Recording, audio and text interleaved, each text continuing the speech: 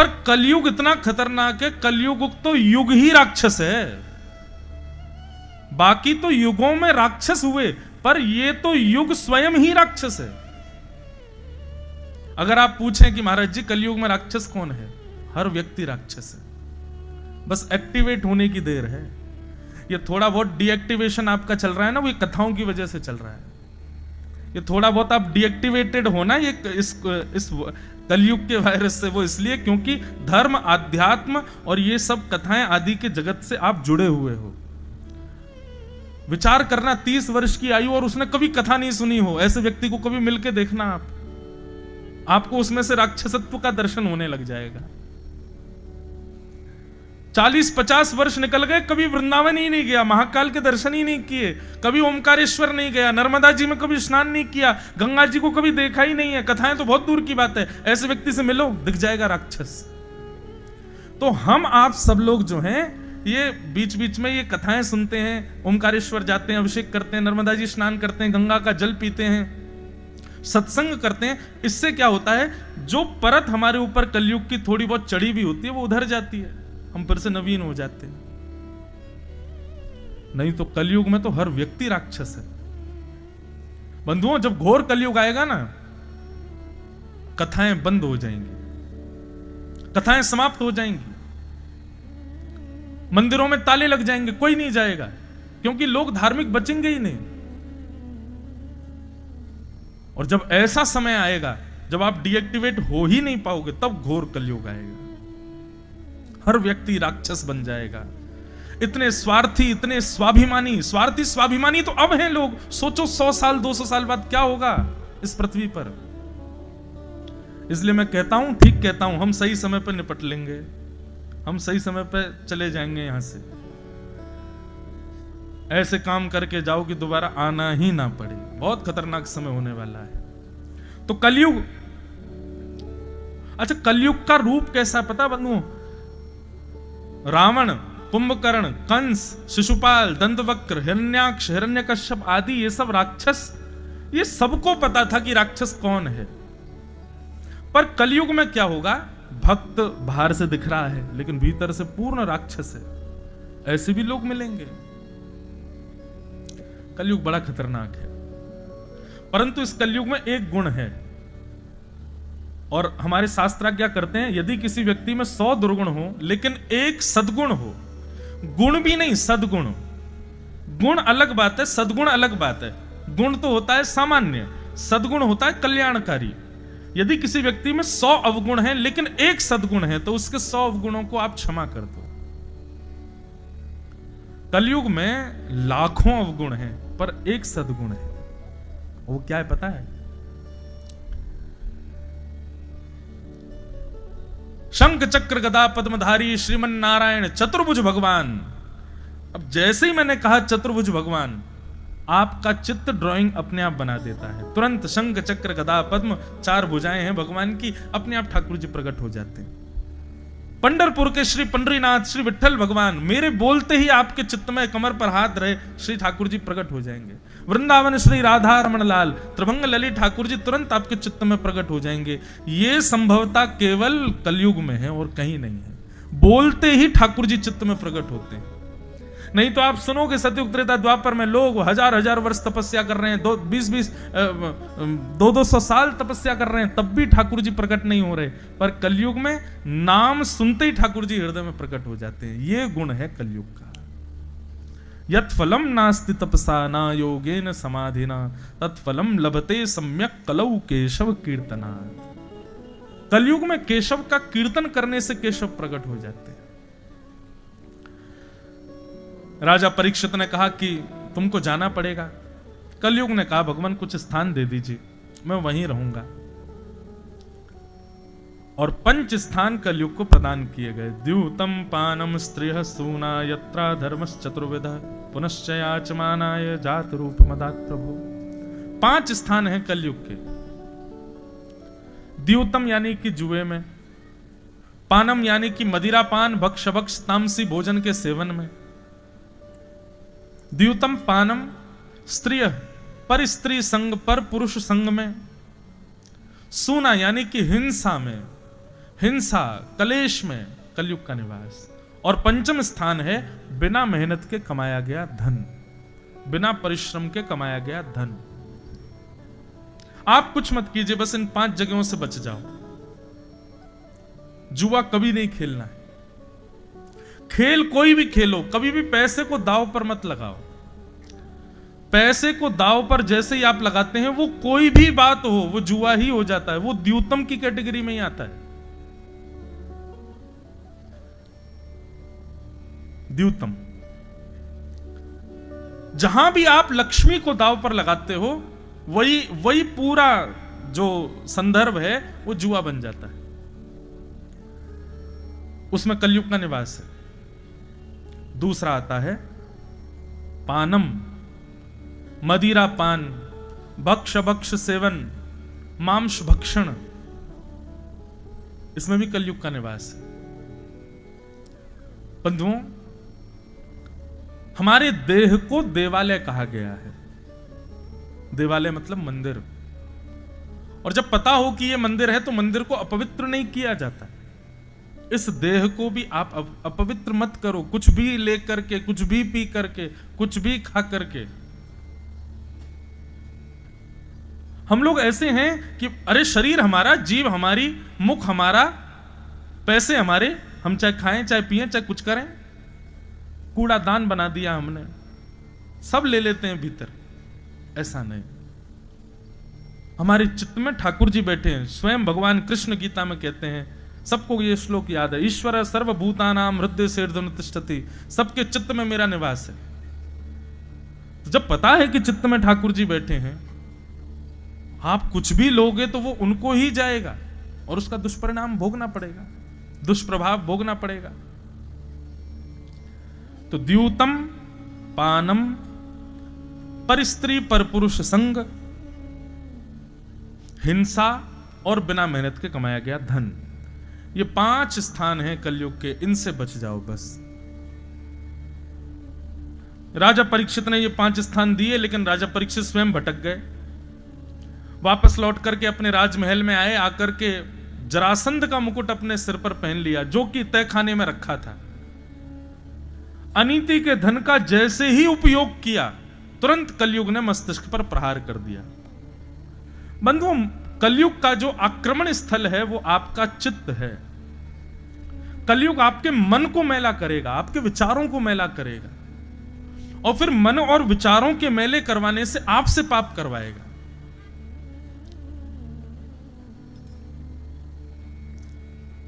इसीलिए कहते हैं ये दशांश दान करो, 10वां हिस्सा दान किया करो, यहां इतना आश्रम में दे दो, इतना संतों को बांट दो, असहाय लोगों को दे दो। क्यों ये बांटने का विधान क्यों है?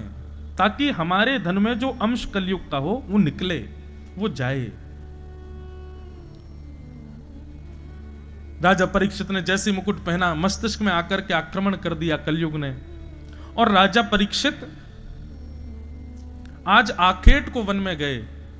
आखेट कहते हैं शिकार को, शिकार करने वन में गए। आज तक राजा कभी नहीं गए, पहली बार आज आखेट को वन में गए। सब लोग चौंक गए, बोले राजा परीक्षित कैसे जा रहा है? इनके यहां तो हिंसा करना मना है, आज राजा परीक्षित स्वयं जा रहे हैं। यही तो कलयुग का प्रभाव है। जो आपके परिवार खानदान पुश्तैनी में कभी ना किया गया हो, वो काम भी जो आपसे करवा दे, वो कलयुग है। जो आपके दादा परदादा पीढ़ी दर पीढ़ियों ने नहीं किया, वो आप करने लग गए। दुष्कर्म, समझो ये कलयुग आ गया है। कलयुग के बहुत सारे रूप हैं बंधु, कहां तक बताएं। हर दिन एक नया वेरिएंट आ जाता है इसका भी। जैसे कोविड हर साल एक नया रूप धारण करता है, ऐसे कलयुग हर दिन एक नया रूप धारण करता है। किस किस से बचोगे? कहीं ना कहीं तो फंसेंगे। पर ये 5 स्थान जो मैंने अभी बताए, इनमें आपका प्रवेश नहीं है तो कलयुग आपके ऊपर आक्रमण नहीं कर सकता। आप बचे रहोगे इससे।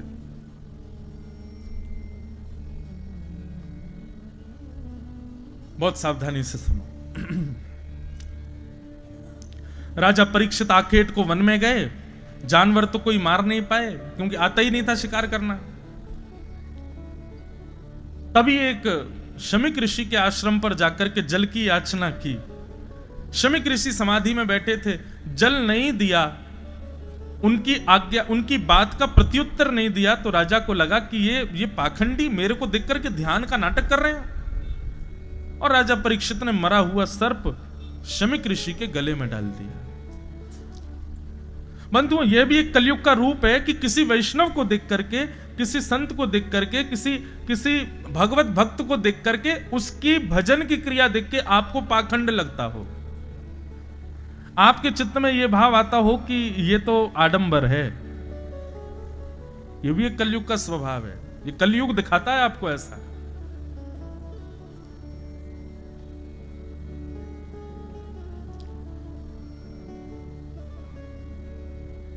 ओरछा के राजा मधुकर शाह,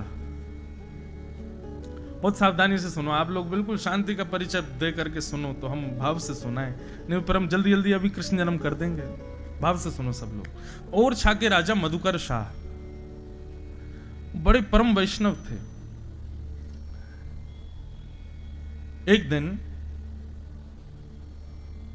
मधुकर शाह का नियम क्या था कि उसने अपनी सेना को नगर के चारों ओर बैठा रखा था, और हर राजा बैठा था, लेकिन हर राजा सुरक्षा के लिए बैठाता था। पर मधुकर शाह ने क्या कर रखा था, सेना के लोग बैठा रखे थे और सबके हाथ में पुष्प और पूजन का थाल रहता था। बोले कि हमारे ओरछा के आसपास से भी कोई संत जाए ना, तो जाकर के माला पहनाना, तिलक करना, दक्षिणा देना, और उन पर अवकाश हो तो उनको ससम्मान लेकर के राजभवन में आना। इसके लिए सेना बैठा रखी थी। वो सेना कोई शस्त्र अस्त्र लेके नहीं बैठती थी, संतों की सेवा के लिए बैठती थी। कुछ लोगों ने कहा कि ये सब राजा का आडंबर है, ये जबरदस्ती सबकी नजरों में बढ़िया बनने के लिए सब नाटक करता है।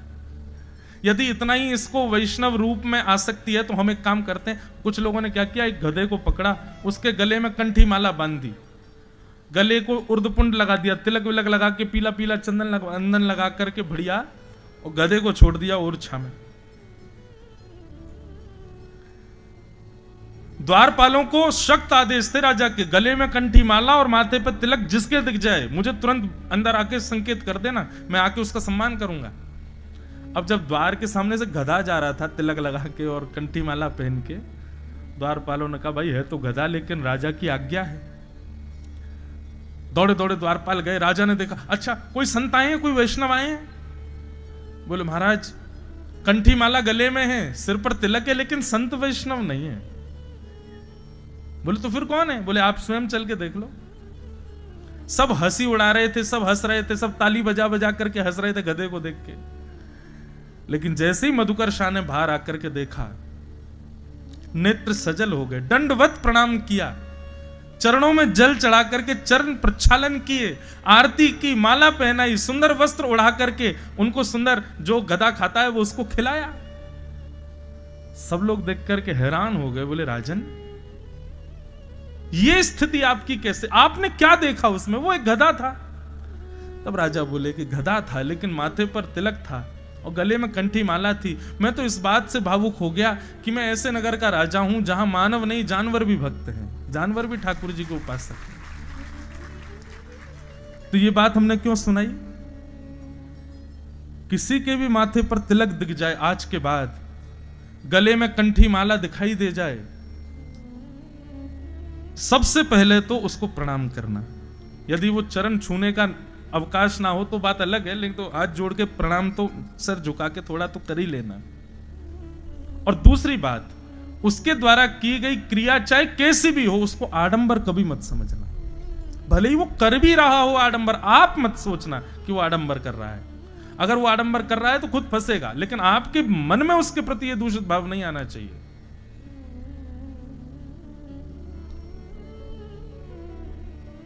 ये कुछ नियम है, इनका पालन करना। तो राजा परीक्षित ने, शमीक ऋषि ध्यान में बैठे थे और राजा परीक्षित ने जाके कहा मुझे जल की प्यास लगी है, पानी दीजिए। शमीक ऋषि ध्यान में बैठे थे, प्रत्युत्तर नहीं दे पाए। तो राजा परीक्षित को लगा बताओ आडंबर कर रहे हैं, नाटक कर रहे हैं, मेरे आगे पाखंड करते हैं। अरे चक्रवर्ती सम्राट तुमसे जल मांग रहा है और तुम अभी भी ध्यान में बैठे हो। मरा हुआ सर्प बाण से उठा करके गले में डाल दिया। यही तो कलयुग करवाता है। राजा परीक्षित वहां से लौट के चले गए। शमीक ऋषि के गले में मरा हुआ सर्प, यह समाचार जैसी शमीक ऋषि के पुत्र को पता चली कि मेरे पिता के गले में मरा हुआ सर्प राजा परीक्षित ने डाल दिया। परीक्षित के इस दुष्कर्म को शमीक ऋषि के पुत्र श्रृंगी ने अपने हाथ में जल लिया और जल लेकर के श्राप दे दिया। श्राप देता हूं कि राजा परीक्षित, चक्रवर्ती सम्राट राजा परीक्षित, आज के ठीक 7वें दिन तक्षक सर्प के डसने से उनकी मृत्यु हो जाएगी। और राजा परीक्षित को 7 दिन में मरने का श्राप लग गया। परीक्षित लौट करके गए, जैसे ही मुकुट उतार के रखा, तुरंत उनको समझ आया ये मैंने क्या किया, एक संत के गले में मरा हुआ सर्प। अरे ठीक है, मैंने मांगा, उन्होंने प्रत्युत्तर नहीं दिया, तो मैंने इतना भी अपने क्रोध पर काबू नहीं किया कि वहां से चुपचाप चला जाऊं, गले में मरा हुआ सर्प डाल दिया, ये मैंने कैसे कर दिया? ये सब कलयुग करवा रहा था। बंधुओं, पाप करने की हमारी इच्छा नहीं होती। निश्चित मानिएगा, जो व्यक्ति पहली बार मदिरा पान करता है घबराता है, डरता है। जो पहली बार मांस भक्षण करता है, बचपन से नहीं किया हो, कभी शुरू कर दे दोस्तों के संग बैठ करके, घबराता है। उसका रात भर मन बेचैन रहता है, मैंने ऐसा क्यों किया। कभी किसी का हृदय ना दुखाता हो और वो व्यक्ति अपने स्वार्थ के लिए किसी का हृदय दुखा दे, वो आत्मग्लानि में 7-7 दिन सोता नहीं है। फिर इसका मतलब क्या है? पाप हमारा स्वभाव नहीं है, कलयुग करवाता है। इसलिए भैया ये नाम जप, ये कीर्तन, ये सत्संग, ये सारे क्या बोले,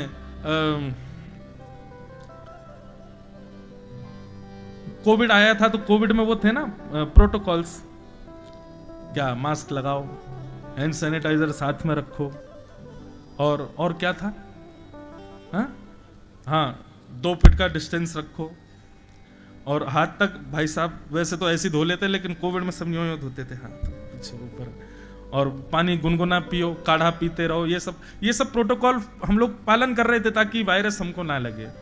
ठीक वैसे ही भैया ये कलयुग रूपी वायरस के भी कुछ प्रोटोकॉल हैं, इनका पालन करो। क्या?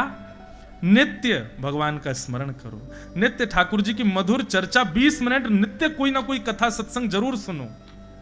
नित्य अपने जीवन में कुछ नवीनता लाने का प्रयास करो, सत्संग के माध्यम से अपने ठाकुर जी की सेवा करो, माता पिता की सेवा करो, अपने माथे पर तिलक लगा करके रहो।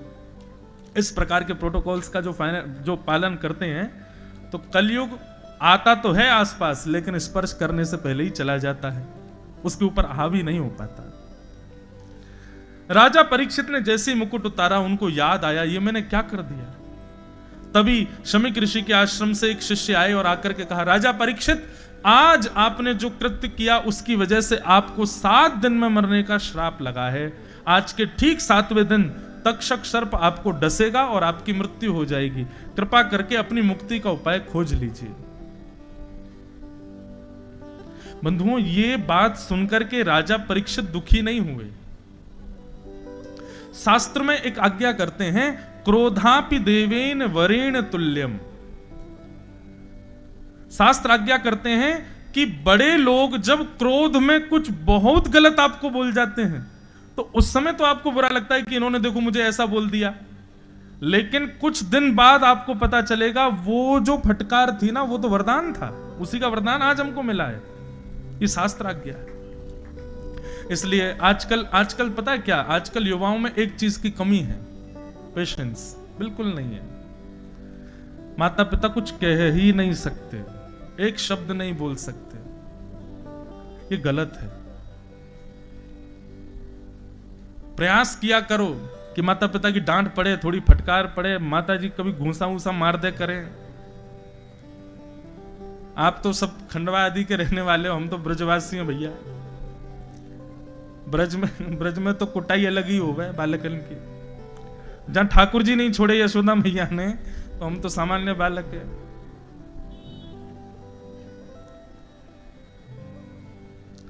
माता पिता, गुरुजन, बड़े लोग, ब्राह्मण या संत वृंद आदि ये कभी फटकार दें, डांट दें, कुछ कह दें तो उस पर कभी चिंतित मत होना, क्योंकि शास्त्र आज्ञा करते हैं क्रोधापि देवेन वरेण तुल्यम। ये बड़े लोगों का जो क्रोध होता है वो देवतुल्य वरदान के समान होता है, उसको स्वीकार करना चाहिए। राजा परीक्षित आनंदित हो गए, अपने पुत्र जन्मेजय को राज्य गद्दी पर बैठा दिया। पत्नी से बोले, देवी मैं बहुत खुश हूं, अब तुम सब राजपाट संभालो, मैं जा रहा हूं। देवी बोली, मरने की बात सुन के खुश कौन होता है? 7 दिन में मरने का श्राप लगा, आप इतने प्रसन्न क्यों हो? राजा परीक्षित बहुत सुंदर बात कहते हैं, बोले, देवी संसार में किसी भी व्यक्ति को नहीं पता कि उसके प्राण कब निकलेंगे। हमारा अगला क्षण भी अंतिम हो सकता है। लोग कहते हैं कि मेरी जॉब लग गई, अब मैं इतना कमाऊंगा, कल को मेरा प्रमोशन होगा, मेरी सैलरी और बढ़ जाएगी। जब मेरी सैलरी इतनी हो जाएगी, खंडवा में एक घर बनाऊंगा, घर बन जाएगा, माता पिता को ले आऊंगा, फिर एक बढ़िया सी कन्या से ब्याह कर लूंगा, मेरे 2-3 बालक होंगे, उस वाले स्कूल में पढ़ाऊंगा, इंदौर में फिर कॉलेज कराऊंगा, मुंबई भेज दूंगा, आउट ऑफ इंडिया पढ़ेंगे। ये सब विचार कर लेता है एक साधारण सी जॉब लगने पर। रात कोई सोए, अटैक आ गया, सुबह बचे ही नहीं। कहां रह गया वो घर, कहां रह गई वो जॉब, कहां रह गई वो सैलरी? हमारे अंत का पता नहीं है, कभी भी हो सकता है। पर राजा परीक्षित कहते हैं, देवी एक ब्राह्मण ने कहा है कि 7 दिन बाद तक्षक सर्प के डसने से मेरी मृत्यु होगी, तो इसका मतलब इन 7 दिनों में भी यदि मेरी मृत्यु पहले आने वाली होगी तो पहले नहीं आएगी। कल अगर मैं पहाड़ से गिर भी जाऊं तो नहीं मरूंगा, क्योंकि ब्राह्मण की बात सत्य होगी, 7 दिन बाद ही मरूंगा मैं। मतलब मुझे पता है कि 7 दिन से पहले मेरा कोई बाल बांका नहीं कर सकता, इसलिए मैं 7 दिन का हर क्षण ठाकुर जी को अर्पित करूंगा। हम लोगों को तो 1 घंटा भजन कर लिया, बोले 1 घंटा कर लिया, अब संसार के काम कर लो, क्योंकि अभी हमें ये विश्वास है ना कि अभी शाम भी तो है, कल भी तो है, कल कर लेंगे बचा हुआ। लेकिन हमें क्या पता कि कल तक हम जीवित रहेंगे कि नहीं। इसलिए कहते हैं हर श्वास भजन करते रहो, कोई भी श्वास अंतिम हो सकती है। पर राजा परीक्षित कह रहे हैं कि 7 दिन से पहले मेरी अंतिम श्वास नहीं आएगी, इस बात की मुझे प्रसन्नता है। अब 7 दिन में जितने क्षण होंगे, हर क्षण ठाकुर जी को याद करके मैं व्यतीत करूंगा, इसलिए मैं प्रसन्न हूं। एक और बात बंधु, वैष्णव जो होते हैं ना, आप लोग ये कह रहे होंगे 4 दिन से वैष्णव वैष्णव, ये है क्या वैष्णव? ठाकुर जी का जो भजन करते हैं, कथा से जो प्रेम करते हैं, वृंदावन जाने का जिनका मन होता है, जो तिलक लगाते हैं, जो ठाकुर जी से संबंध रखते हैं, केवल वो पूजा के पात्र हैं, दिन में एक बार उनको अगरबत्ती दिखा दी, धूप बत्ती कर दी, ये व्यवहार स्वभाव रखने वाले वैष्णव नहीं। वैष्णव मतलब दिन में जिस प्रकार माँ पिता पति पुत्रों को स्थान है, ऐसे ही ठाकुर जी को भी स्थान है। उनकी चिंता भी जिनके चित्त में लगी रहती है, उनके लिए जो क्रियारत रहते हैं, उसको वैष्णव कहते हैं। तो जब आप वैष्णव बन जाते हो ना, तो बंधुओं आपके चित्त से, आपकी बुद्धि से नकारात्मक स्थिति चली जाती है। मतलब अब सगुन नहीं मानते वैष्णव लोग। बिल्ली रास्ता काट गई, गाड़ी रोक ली, लेकिन वैष्णव नहीं रोकते। हमारे संग ठाकुर जी, हमें काहे को डरवे की चिंता, चलो आगे।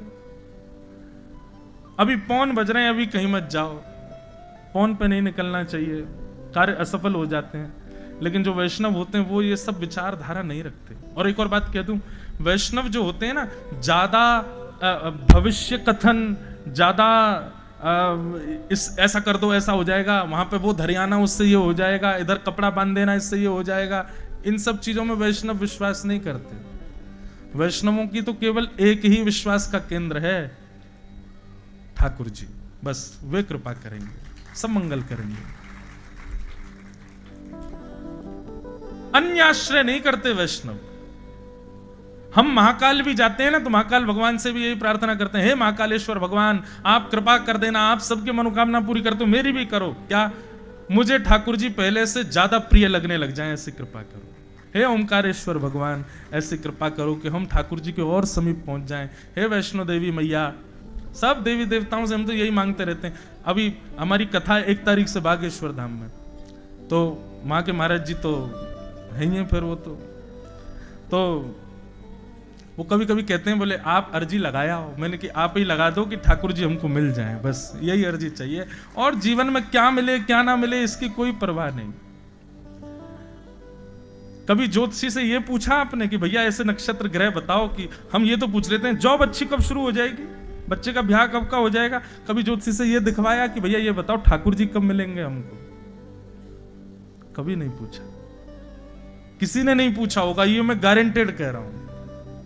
स्पेशली 500 रुपए दक्षिणा देखे ज्योतिषी से तो पूछवा। जब भविष्य में सब है तो यह भी तो होगा।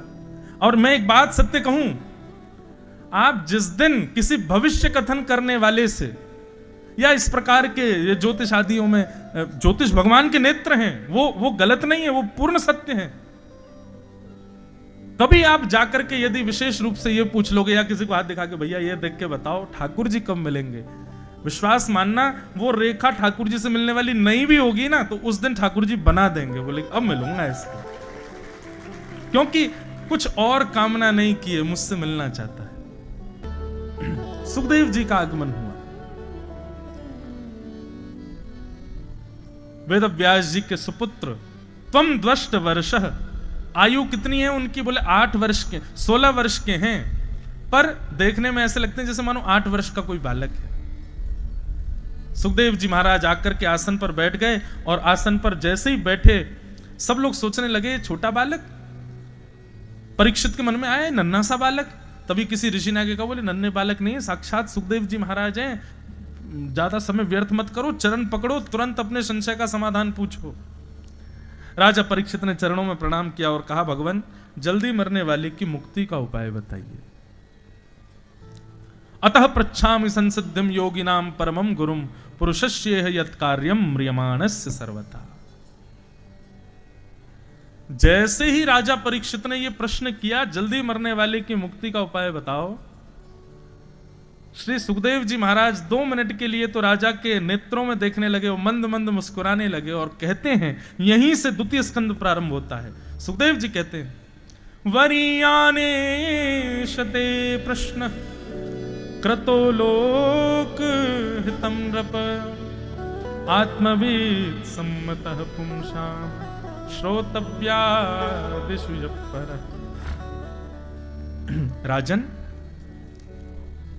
तुमने ये प्रश्न अपने लिए तो नहीं किया है। राजा परीक्षित बोले, मरने वाला मैं यूं तो मैं अपने लिए ही करूंगा ना भगवान। सुखदेव जी बोले, नहीं, ये प्रश्न तुमने अपने लिए नहीं किया है। मैं कथाओं में कहा करता हूं, भगवान प्रश्न का उत्तर देने वाला गुरु नहीं होता, प्रश्न को भी सुधार दे वो गुरु है। प्रश्न पूछा कैसे जाना चाहिए, प्रश्न होना क्या चाहिए, ये बता दे वो गुरु है।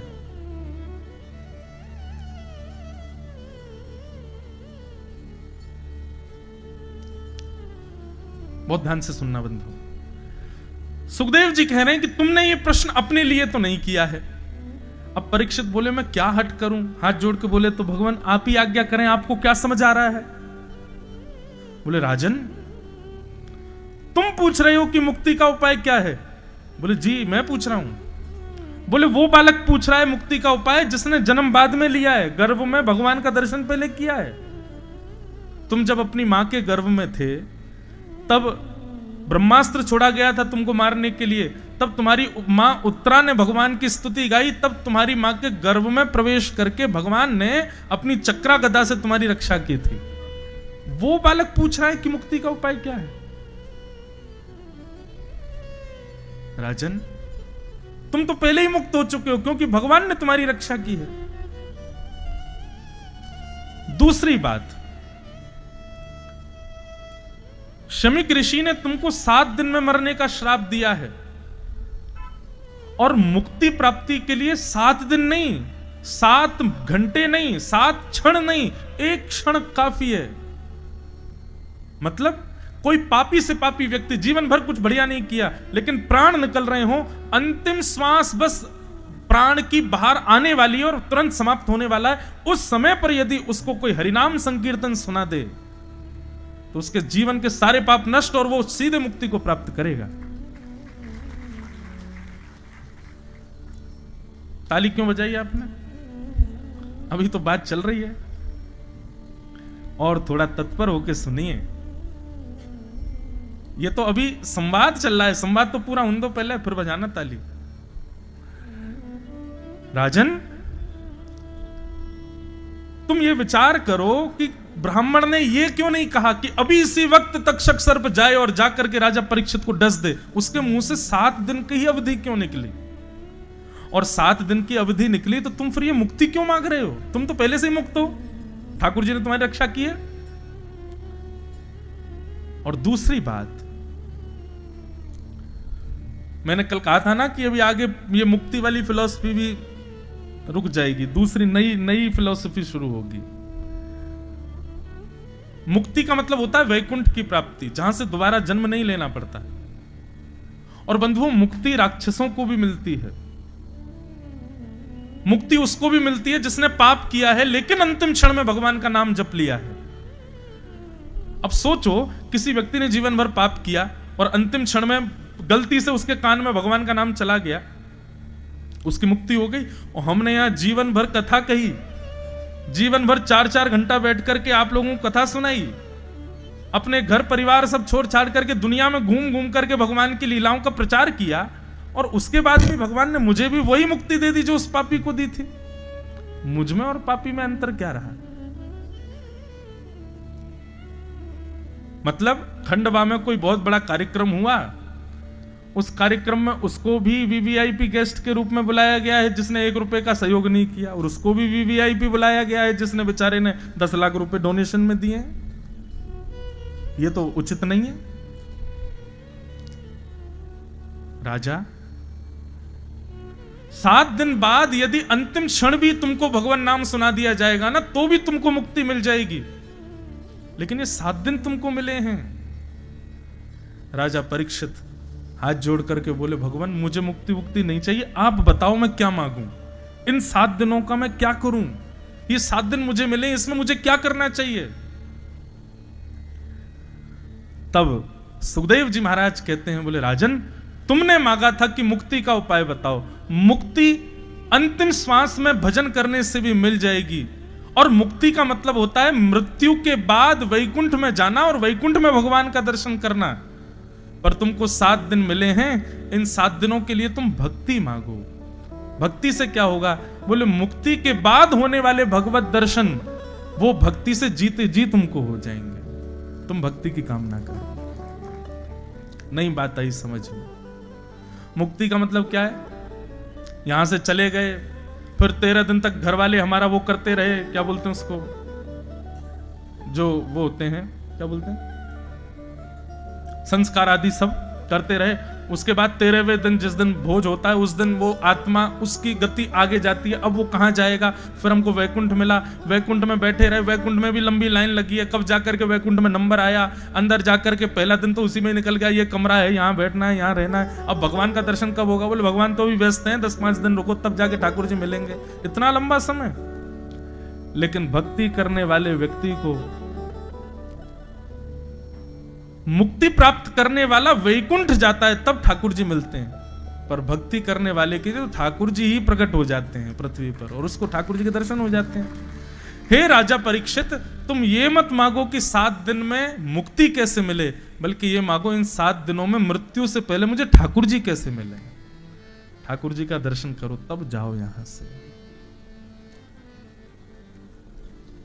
आहा, सुखदेव जी महाराज की इन बातों को सुनकर के परीक्षित के चित्त में अब मुक्ति की कामना नहीं। अभी तक तो टेंशन में बैठे थे, 7 दिन बचे हैं, बस क्या करूं क्या करूं क्या करूं। अब बिल्कुल निष्फिक्र हो गए। अब उनको यह चिंता नहीं है कि तक्षक सर्प आएगा मुझे डसेगा। अब तो वो ये कह रहे हैं कि सांवरा आना चाहिए, कन्हैया आना चाहिए, मेरे प्राण निकले उससे पहले ठाकुर जी मुझको दिखने चाहिए। सुखदेव जी ने ऐसा कर दिया परीक्षित को, परीक्षित तुम्हारा मन नहीं होता? तुम्हारे पूर्वजों के साथ जो रहे, तुम्हारी मातृ गर्भ में जो आए, तुम्हारी मां ने जिनका दर्शन किया, पूरा विश्व जिनको भगवान श्री कृष्ण कहता है, वो दिखते कैसे हैं, उनका स्वभाव कैसा, उनका प्रभाव कैसा, उनके बारे में जानने का मन नहीं तुम्हारा? तब राजा परीक्षित ने कहा, बोले कि अब मुझे मुक्ति उक्ति नहीं चाहिए, अब तो मुझे भक्ति दो आप। और महाराज बस इतनी कृपा कर दो, ये 7 दिन पूरे हों उससे पहले ठाकुर जी मुझको दिख जाएं, ये कृपा करो।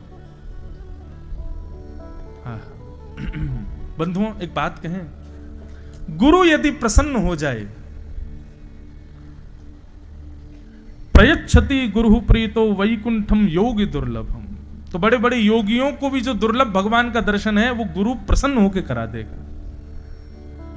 और गुरु की प्रसन्नता दक्षिणा देने में नहीं, गुरु की प्रसन्नता उसको व्यंजन खिलाने में नहीं, गुरु की प्रसन्नता उसकी खूब सेवा करने में नहीं। गुरु की प्रसन्नता केवल और केवल गुरु जो प्रवचन में, कथा में या अपने सत्संग में जो बातें कहते हैं उनका तुम पालन करने लग जाओ, गुरु उसी से प्रसन्न होता है। और यदि गुरु प्रसन्न हो गए तो आपको वो मिलेगा जो बड़े बड़े योगियों को नहीं मिलता है। सुखदेव जी ने चरणों में प्रणाम किया और परीक्षित जी महाराज सुखदेव जी के चरणों में प्रणाम करते हुए कह रहे हैं, बहुत दिन हो गए हरिराम व्यास जी के पीछे पड़े रहे, बोले हमारे ठाकुर जी दे दो हम जाएंगे। तो हरिराम व्यास जी ने क्या किया, छोटे से शालिग्राम उनकी डिबिया थी, बोले लाओ डिब्बा दो, हम ठाकुर जी को धर के दे देते हैं। डिब्बा लेके पर्दा करके भीतर गए और डिब्बा में फूल धर दिए, ठाकुर जी नहीं धरे। और वहीं खिड़की पर एक चिड़िया का घोंसला था, छोटी सी चिड़िया बैठी थी, हरिराम व्यास जी ने वो पकड़ के चिड़िया बैठा दी उसके भीतर घोंसला, उसमें डिब्बा में, और बंद करके दे दी उनको, लो चले जाओ, जल्दी आना वृंदावन। बोले जी। और सुनो, ऐसे नहीं जाते वृंदावन से, वृंदावन से जाते समय यमुना जी में स्नान करना चाहिए और अपने ठाकुर जी को भी स्नान कराना चाहिए। तो पहले यमुना जी में स्नान कर लेना, ठाकुर जी को स्नान करा देना, तब जाना। बोले जो आज्ञा। आज्ञा मान के बेचारे यमुना जी पहुंचे। यमुना जी पहुंच के जैसे ही उन्होंने डिब्बा खोलो, सोई चिड़िया फुर्र करके उड़ गई आकाश में। अब तो वो उठा के देखें फूल ही फूल धरे, ठाकुर जी तो है ही नहीं। रोते रोते आए, आकर के हरिराम व्यास जी से बोले बहुत अनर्थ हो गया। बोले क्या? बोले ठाकुर जी उड़ गए हमारे। व्यास जी बोले अरे हम तो तुमसे पहले ही मना कर रहे थे कि वो वृंदावन से जाना नहीं चाह रहे, तुम जबरदस्ती ले जा रहे हो उनको। रुको, तुम यहीं रुको, हम देख के आते हैं कहीं जुगल किशोर जी के पास तो नहीं है। और ऐसे उनको दिखाते हुए गए और जुगल किशोर, अरे देखो जे बैठे तुम्हारे ठाकुर जी, देखो ये रहे, तुम तो ले जा रहे थे, ये चिड़िया बन के आ गए, फिर से यहीं बैठ गए, अब भैया तुम वृंदावन से जाओ ही मत। और उस व्यक्ति ने अखंड ब्रजवास ले लिया। ऐसी सिचुएशंस जो होती है ना, इनको कहते हैं कि ठाकुर जी पीछे पड़े हैं हमारे। हम तो चाहते हैं कि हम छोड़ें, हम तो चाहते हैं कि हम कथा में नहीं जाएं, हम तो चाहते हैं कि वृंदावन से वापस आएं, लेकिन ट्रेन छूटी नहीं है, छुड़वाई है इन्होंने। ये जो हमारे प्रोग्राम एक्सटेंड हो रहे हैं ना, ये करवा रहे हैं, इसका मतलब ये समझो अब ठाकुर जी पीछे पड़ रहे हैं। भगवत कार्यों में आपकी अवधि जितनी थी उससे अधिक बढ़े तो समझो ठाकुर जी पीछे पड़े हैं अब।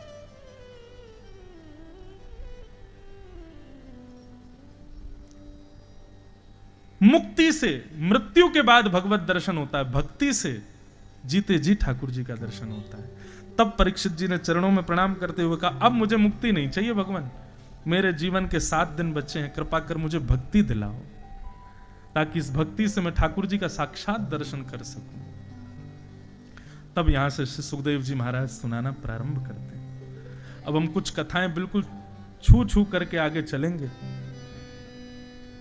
सुखदेव जी महाराज ने सर्वप्रथम सृष्टि का प्रसंग सुनाया और वहीं उद्धव विदुर मिलन का भाव सुनाया। वृंदावन में श्री उद्धव जी महाराज को विदुर जी से भेंट होती है। विदुर जी को देख करके उद्धव जी बड़े प्रसन्न हो गए। उद्धव जी ने कहा, उद्धव और विदुर कौन है? उद्धव जो हैं ये कौरवों के महामंत्री हैं और विदुर जी जो हैं ये कौरवों के महामंत्री हैं और उद्धव जी जो हैं ये भगवान के महामंत्री हैं, ठाकुर जी के, द्वारिकाधीश के। हुआ यह था कि आप सबको कथा पता है कि भगवान दुर्योधन से यह कहने आए थे कि भैया तुम पांडवों से युद्ध मत करो, 5 गांव दे दो, पूरी भारत पे तुम राज करो, 5 गांव पांडवों को दे दो।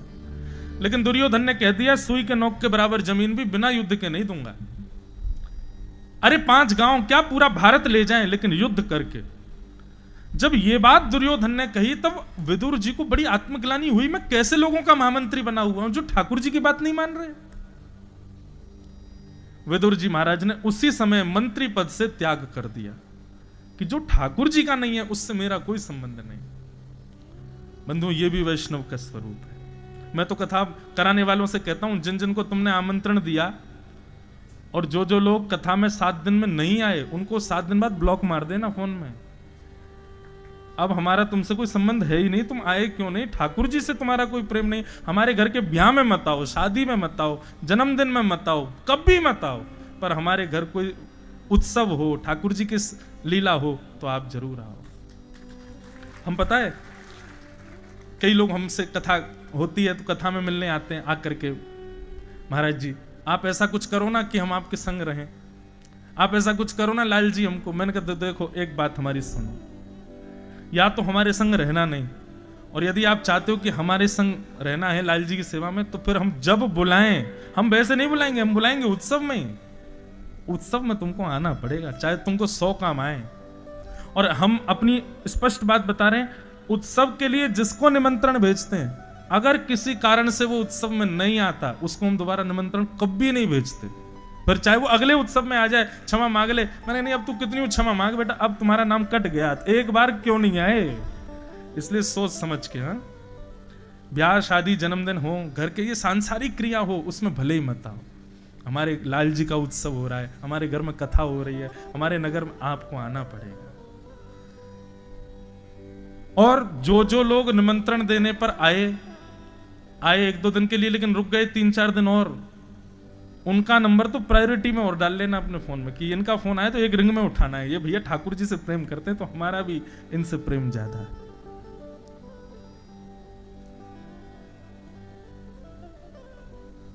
तो विदुर जी ने मंत्री पद का त्याग कर दिया, और यहां श्री उद्धव जी महाराज ठाकुर जी की लीला पूरी होने के बाद भगवान ने इनको आज्ञा की मेरी पादुकाएं लेकर के तुम चले जाओ बद्रीनाथ। और बद्रीनाथ में आज भी श्री उद्धव जी महाराज विराज रहे हैं। अभी 6 महीने के लिए बद्रीनाथ जी के कपाट बंद होते हैं, तो श्री उद्धव जी का उत्सव विग्रह पांडुकेश्वर में आता है और वहां पर उनकी पूजा होती है। दोनों भक्तों का मिलन, यहां वो मंत्री पद का त्याग करके आए थे, उद्धव जी पादुका लेके बद्रीनाथ जा रहे थे, दोनों का मिलन वृंदावन में हुआ। उद्धव जी को देखते विदुर जी बोले, अरे उद्धव सब छोड़ो, ये बताओ ठाकुर जी कैसे हैं। उद्धव जी के नेत्रों में आंसू आ गए, बोले कि विदुर जी ठाकुर जी तो लीला पूरी करके चले गए, और अपनी पटके में से निकाल के भगवान की पादुका दिखाई, ये पादुकाएं हैं, इनको लेके मैं बद्रीनाथ जा रहा हूं। ये समाचार सुनते ही विदुर जी बहुत रोए। विदुर जी कहने लगे, उद्धव ठाकुर जी ने मेरे बारे में कुछ कहा, एक बार भी कभी उनको मेरी याद आई थी क्या। उद्धव जी बोले, मैं मुंह पर बड़ाई नहीं कर रहा हूं, या तुमको प्रसन्नता हो इसलिए नहीं कह रहा हूं, लेकिन ठाकुर जी ने लीला पूरी करने से पहले भागवत धर्म का उपदेश दिया था। मैं, मैत्रेय मुनि और 3-4 कुछ और विद्वान भी वहां बैठे थे प्रभाषित क्षेत्र में। तुम विश्वास नहीं मानोगे विदुर, हर प्रसंग के बाद भगवान कहते थे, उद्धव अगर तुम 4-5 लोगों में मेरा विदुर भी यहां बैठा होता तो कितना आनंद आता ना। तुमको मेरा विदुर मिलेगा तो उसको तुम आज्ञा कर देना, वो मैत्रेय मुनि के पास चला जाएगा, मेरे द्वारा दिया गया ज्ञान मैत्रेय मुनि उसको देंगे। ये बात सुनकर के विदुर जी बड़े प्रसन्न हुए, ठाकुर जी मुझको याद करते हैं। तब श्री विदुर जी महाराज मैत्रेय मुनि के आश्रम हरिद्वार गए, और हरिद्वार में उन्होंने जाकर के भगवान का अंतिम उपदेश भागवत धर्म मैत्रेय मुनि से सुना। बहुत सुंदर, बहुत ज्ञानवर्धक प्रसंग है, थोड़ा सा स्पर्श कर देता हूं मैं। विदुर जी महाराज प्रश्न करते हैं मैत्रेय मुनि से कि सुखाय कर्माणि करोति लोको न ते सुखम मान्यदुपारमं वा विन्देत भूयस्तद एव दुःखम यदत्र युक्तम भगवान वदेन्न। बहुत सावधानी से सुनिएगा। मुझे जैसा याद है मैंने लगभग 2 वर्षों से यह संवाद नहीं कहा कथा में, आज याद आ रहा है तो कह देता हूं थोड़ा। विदुर जी महाराज कहते हैं, प्रभु मेरा आपसे एक प्रश्न है, सुख की कामना के लिए सारा संसार दौड़ रहा है, चाहे वो एक लेबर क्वालिटी का व्यक्ति हो, चाहे वो स्टैंडर्ड क्वालिटी का व्यक्ति हो, चाहे वो हाई स्टैंडर्ड क्वालिटी का व्यक्ति हो, हर व्यक्ति सुबह से शाम तक क्या करता है, केवल और केवल सुख मिले ऐसा कर्म करता है। कोई ईंट उठाता है 200 रुपए वेतन पाता है, उसमें चाहता है कि मुझे सुख मिले। कोई बड़ी बड़ी फैक्ट्रीज चलाता है, 200 करोड़ का टर्नओवर चाहता है, करता है, और उसके बाद भी क्या चाहता है कि मुझे सुख मिले। 200 रुपए और 200 करोड़ दोनों के व्यापार को करने वाले की कामना एक ही है, सुख। और एक और बात बताएं, दोनों को ही नहीं मिलता सुख, ना 200 रुपए कमाने वाले को, ना 200 करोड़ का टर्नओवर करने वाले को। जगजीत सिंह की एक गजल है, हर तरफ है जगह बेशुमार आदमी, फिर भी तन्हाइयों का शिकार आदमी। हर तरफ है जगह बेशुमार आदमी, हर तरफ है जगह। सुबह से शाम तक बोझ ढोता हुआ, सुबह से शाम तक बोझ ढोता हुआ, चैन खोता हुआ, बार बार आदमी। हर तरफ हर जगह बेशुमार आदमी। सब दुखी हैं, लेकिन आप सब लोग अभी अपना फोन निकालो, सेल्फी मोड ऑन करके अपना चेहरा देखो, कितने खुश लग रहे हो। क्यों? दीन कहे धनवान सुखी, धनवान कहे सुख राजा को भारी, राजा कहे महाराजा सुखी, महाराजा कहे सुख इंद्र को भारी, इंद्र कहे चतुरानन को सुख, ब्रह्म कहे सुख विष्णु को भारी, तुलसीदास विचार कहें हरि भजन बिना सब जीव दुखारी। वास्तव में सुखी वही हैं जो ठाकुर जी का भजन कर रहे हैं, ठाकुर जी के शरण में बैठे हैं, ठाकुर जी की कथा सुन रहे हैं, ठाकुर जी का दर्शन कर रहे हैं। क्यों? ठाकुर जी के गैर शरणागत लोग दुखी क्यों हैं? क्योंकि अपनी जिम्मेवारी अपने ऊपर लिए बैठे हैं। हम इतने सुखी क्यों? हमने अपनी सारी जिम्मेवारी ठाकुर जी को दे रखी है, हमारे हम प्रसन्न हैं, हमको चिंता की कोई बात ही नहीं।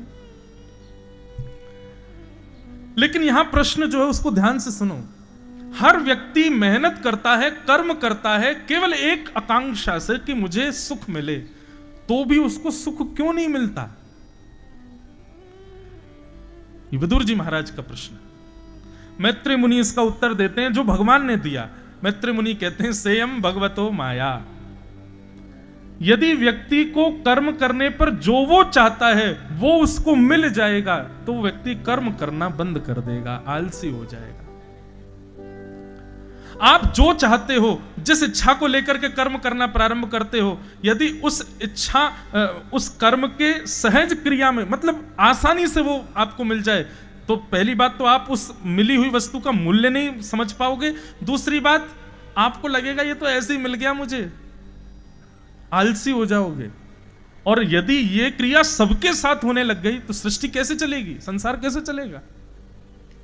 इसलिए भगवान ने निधान क्या बना दिया? कर्म करो, कर्म करने से तुम्हारे जीवन में धन आएगा, घर आएगा, गाड़ी, उस सब आएंगे, पर केंद्र बिंदु सुख है। पर वो सुख ऐसे आता है जैसे गर्म लू चल रही हो और उसमें बीच में कभी ठंडी हवा छू करके चली जाए, ऐसे आता है सुख हमारे जीवन में। भयंकर गर्मी में कभी कभी ठंडी हवा छू के निकल जाए, ऐसे आता है सुख हमारे जीवन में। ये भगवान की माया है। यहां सुख नहीं मिलेगा। दुखालयम शाश्वतम, पृथ्वी का नाम शास्त्रों में दुखालय है। आलय कहते हैं घर को, विद्यालय, कार्यालय, भोजनालय, ऐसी दुखालय। और उस दुखालय में चाहते हम सुख है। मतलब कोई भूखा व्यक्ति पुस्तकालय में पहुंच गया, लाइब्रेरी खकोर रहा है, बोले कहीं कचौड़ी मिल जाए, कैसे मिलेगी? ऐसी दुखालय में सुख नहीं मिल सकता। दूसरा प्रश्न श्री विदुर जी महाराज कहते हैं, अच्छा भगवान एक बात बताओ, सब में भगवान है? बोले हाँ। अगर सब में भगवान है तो फिर बिल्ली वाले भगवान चूहे वाले भगवान को क्यों खा जाते हैं? ये मानव वाला भगवान मुर्गे वाले भगवान को क्यों खा जाता है? ये शेर वाले भगवान हिरण वाले भगवान को क्यों खा जाते हैं? अच्छा ये तो रही भोजन की बात, पर ये मानव सब में भगवान है तो फिर ये प्रतिस्पर्धा क्यों है? इस भगवान को नीचे गिरो, मैं ऊपर चढ़ूंगा। सब भगवान ही है। जब सब में भगवान है तो फिर सब लोग सम क्यों नहीं है? सबके विचार एक जैसे क्यों नहीं है? सबका हृदय एक जैसा क्यों नहीं है? सब अलग अलग क्यों हैं? ये मतियां भिन्न क्यों हैं सब लोगों की? इसका उत्तर भी यही देते हैं, सेयम भगवतो माया। पृथ्वी के संचालन में यह आवश्यक है कि हर व्यक्ति एक दूसरे से भिन्न है। ठाकुर जी एक ही है सबके भीतर, लेकिन फिर भी उसके भीतर भिन्नता है। अगर ये भिन्नता नहीं होगी तो संसार चल नहीं पाएगा। अगर ये भिन्नता नहीं होगी तो सृष्टि में कार्य करना असंभव हो जाएगा।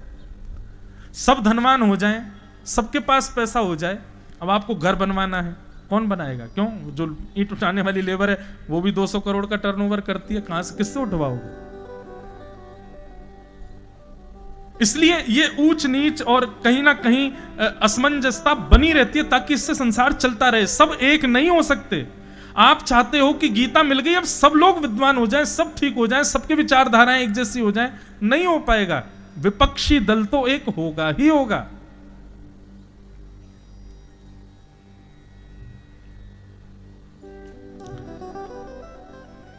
और यहां से सृष्टि का प्रसंग सुनाना प्रारंभ किया। कैसे पृथ्वी पर सबसे पहले उद्भिद, जरायुज, अंडज आदि इन सबको बनाया जाता है। तत्पश्चात ब्रह्मा जी ने कैसे कैसे मानवों को बनाया, उन सबका सृष्टि का वर्णन यहां पर किया गया। ब्रह्मा जी ने पहले 4 मानव बनाए, सनक, सनंदन, सनातन, सनत कुमार। पर ये प्रथम मानव थे इसलिए इनको भगवान का दर्जा दे दिया। 10 मानस पुत्र बनाए, पर 10 के 10 भगवान के भजन में लग गए, इसलिए सृष्टि नहीं हो पाई। तब ललाट का भेदन करके महादेव रुद्र प्रकट हो गए। भगवान शिव ने आकर के ऐसी सृष्टि करी महाराज की ब्रह्मा जी ने हाथ जोड़ लिए, बोले आप मत करो, आपसे नहीं हो पाएगा। क्यों? को मुखहीन विपुल मुख काहू। ब्रह्मा जी ने शंकर जी से कहा, भाई तुम हमारे ललाट से प्रकट हुए हो, इसका मतलब कहीं ना कहीं तुम हमारे अंश हो, और अंश जो होता है वो पुत्र के समान होता है। तो पिता की गद्दी पर बैठो, हम सृष्टि करते हैं, दुनिया बनाते, तुम भी बनाओ। शंकर जी बोले बताओ क्या करना है? बोले जैसी मैंने बनाई है ये सारे डायग्राम है, ऐसे मानव बनेंगे, ऐसे इंसान, ऐसे जानवर बनेंगे, ऐसे पेड़ पौधे बनेंगे, इन्हीं की देखा देखी बनाओ। शंकर जी बोले अपनी क्रिएटिविटी तो दिखाऊं मैं। पिताजी तो ऐसी नॉर्मल बना रहे हैं, 2 आंख, 1 नाक, 2 कान, 1 जीभ, 2 हाथ, 2 पैर, इससे क्या आनंद आ रहा है? को मुखहीन, किसी को बिना सर का ही बना दिया, बिना सर के घूम रहा है, केवल धड़ है और धड़ में से ही आवाज आ रही है। और विपुल मुख काऊ, किसी के बहुत सारे मुख बना दिए। किसी के 2 आंख नहीं है महाराज, चारों तरफ आंखें बना दी, वो कहीं से भी देख सकता है किसी को भी। किसी के बहुत सारे हाथ बना दिए, किसी के बहुत सारे पैर बना दिए, कोई बिना पैर का बना दिया। इस प्रकार की पूरी सृष्टि बना दी शंकर जी ने। ब्रह्मा जी ने विधान बनाया था कि ये लोग रोटी सब्जी खाएंगे, दाल चावल खाएंगे, तब इनका जीवन चलेगा, पर शंकर जी ने उल्टा कर दिया। ये पेड़ भी खा सकते हैं, ये पहाड़ भी खा सकते हैं, ये नदियां पी जाएंगे। ऐसी सृष्टि बना दी महाराज। मानव के पास केवल इतनी ताकत है कि वो अस्त्र शस्त्र चला सकता है। शंकर जी बोले इसमें आनंद नहीं है, इसमें ऐसी ऐसी भीतर में चीजें डालूंगा, मुख खोले और आग निकले, सबको भस्म कर दे। ऐसे मानव बना दिए शंकर जी ने। ब्रह्मा जी बोले देख के आए शंकर जी कैसी सृष्टि कर रहे हैं। जैसे ही आकर के पृथ्वी पर देखा तो ब्रह्मा जी कोई खाने दौड़े सब।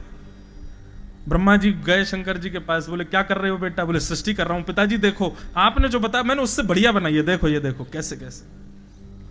अलम प्रजापि, बस करो, यहीं रोक दो इसी वक्त, आप सृष्टि मत करो। शंकर जी बोले पिताजी देखो हम सीधे नहीं बोलना चाह रहे थे कि हमसे मत करवाओ, हम तो भजन करने वाले व्यक्ति हैं, हमको काहे कोई सृष्टि वृष्टि में लगा रहे हो? ये सब तो आप ही संभालो, हमको संहार का काम दे दो, प्रलय हम करेंगे।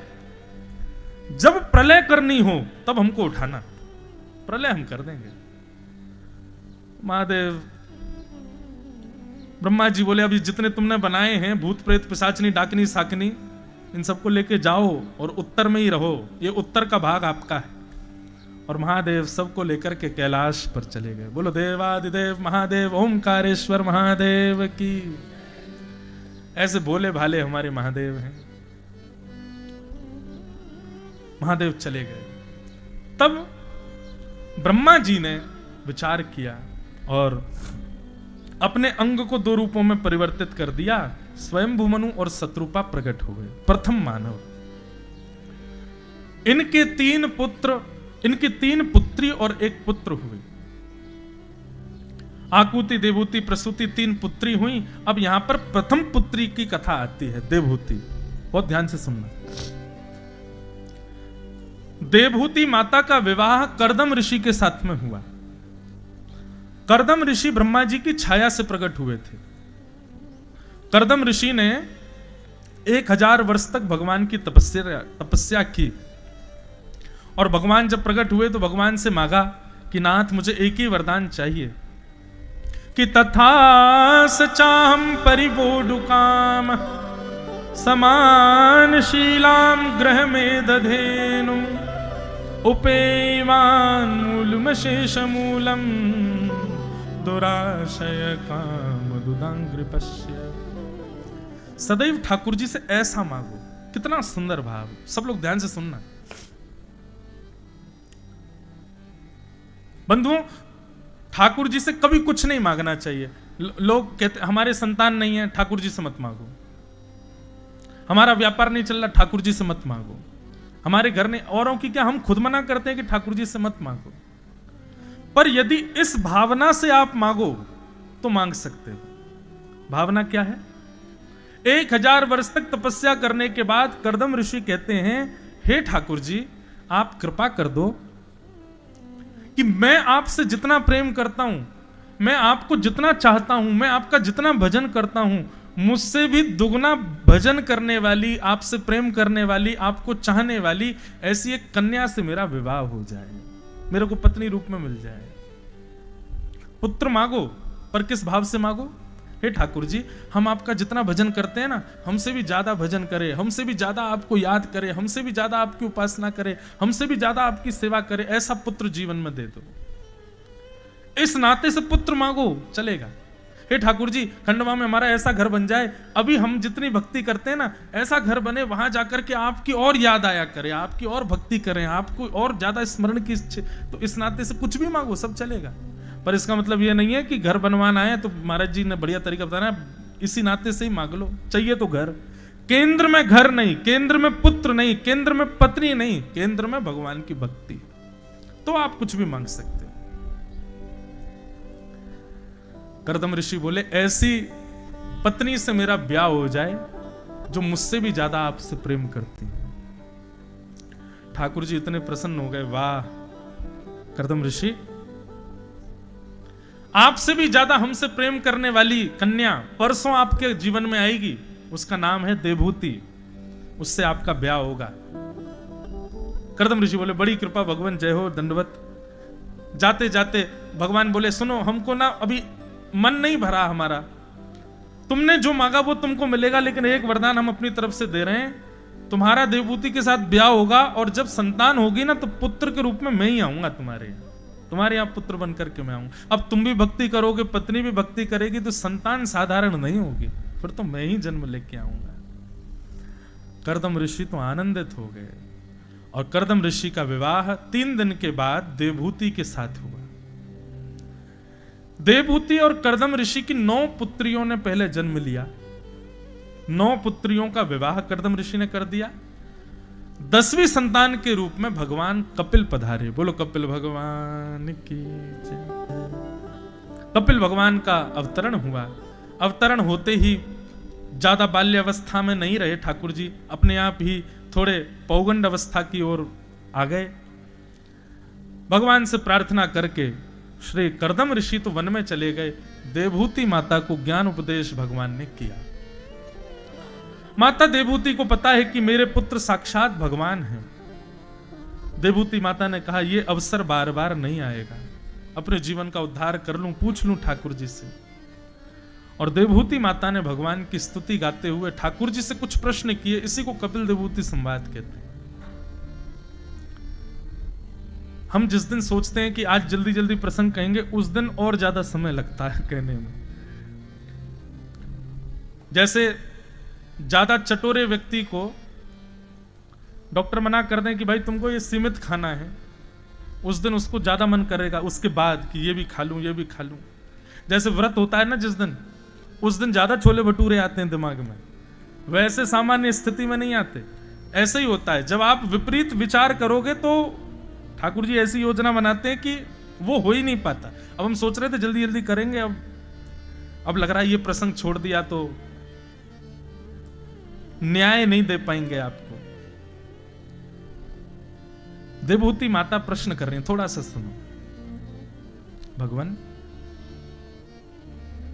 कि निर्विणा नितराम भूमल असद इंद्रिय तर्षणा येन संभाव्यमानेन प्रपन्नांधम तम प्रभु। प्रभु, हमारे शरीर की 10 इंद्रियां हमको अपनी ओर खींचती हैं। आंख कहते हैं सुंदर दृश्य दिखाओ, जीभ कहती है सुंदर स्वाद चखाओ, कान कहते हैं सुंदर गीत सुनाओ, हाथ कहते हैं सुंदर स्पर्श कराओ, पैर कहते हैं घुमाने ले जाओ। और हम इन 10 इंद्रियों की सेवा में पूरा दिन व्यतीत करते हैं।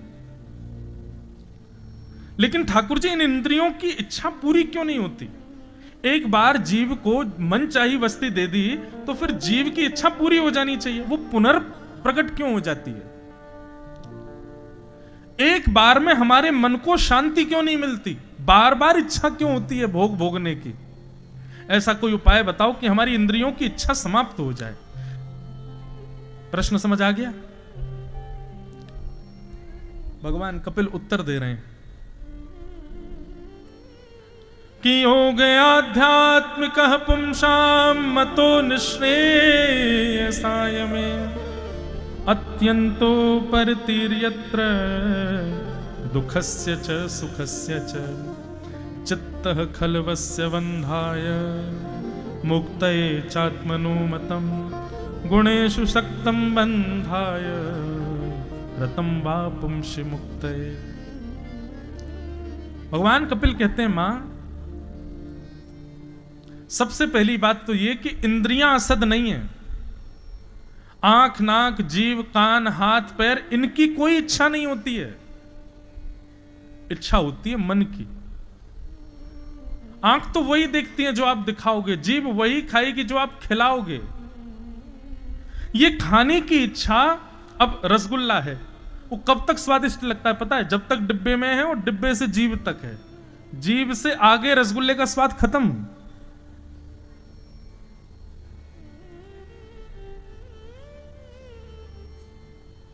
ये इंद्रियों की इच्छाएं नहीं है, ये मन की इच्छा है। मां, इंद्रिय को तो आप कुछ भी दे दो, वो सब ग्रहण कर लेती है। बीमार होने पर ना खाई जाने वाली दवाइयां भी खाते हैं ना हम लोग, इंद्रियों पर वश करके। कभी कभी हमारी स्थिति नहीं होती लेकिन फिर भी उस वस्तु का सेवन करते हैं जो जरूरी है हमारे लिए। इसका मतलब क्या है? इंद्रियों की इच्छा नहीं होती। और बल्कि मैया, ये इंद्रियां तो बड़ी बड़ी निपुण है। मैं अगर आंख नहीं हो तो मुझे देखोगी कैसे? कान नहीं हो तो मुझे सुनोगी कैसे? जीव नहीं हो तो मेरा प्रसाद कैसे लोगी? हाथ नहीं हो तो मेरे कीर्तन में करताल कैसे बजाओगी? यदि इंद्रियां नहीं होंगी तो मैं भी तो नहीं मिल पाऊंगा ना। तो इन इंद्रियों को आप असद नहीं कह सकती हो। असद इंद्रियां नहीं है, असद मन है। और मन के बिगड़ने का एक ही उपाय है, एक ही कारण है बस। वो क्या है? संगति, संग दोष। अच्छा, संगति के नाम पर कई लोग सोचते हैं केवल मित्रता, परिवार, जिन लोगों के हम संग रहते हैं उसी को ही संगति कहते हैं। नहीं, हर वो वस्तु जो आपके तन के पास है वो सब संगत कहलाता है। वस्त्र भी सत्संग है, भोजन भी सत्संग है, चेहरे पर क्या लगाना है क्या नहीं लगाना यह भी सत्संग है, गले में कौन सी प्रकार की माला पहननी है यह भी सत्संग है, इत्र लगाना है कि परफ्यूम लगाना है यह भी सत्संग है। इन सब से हमारे मन पर प्रभाव पड़ता है। हम क्या खाते हैं, क्या पहनते हैं, कैसे रहते हैं, कि कहां जाते हैं, क्या सोचते हैं, क्या विचार, ये सब सत्संग का स्वरूप है।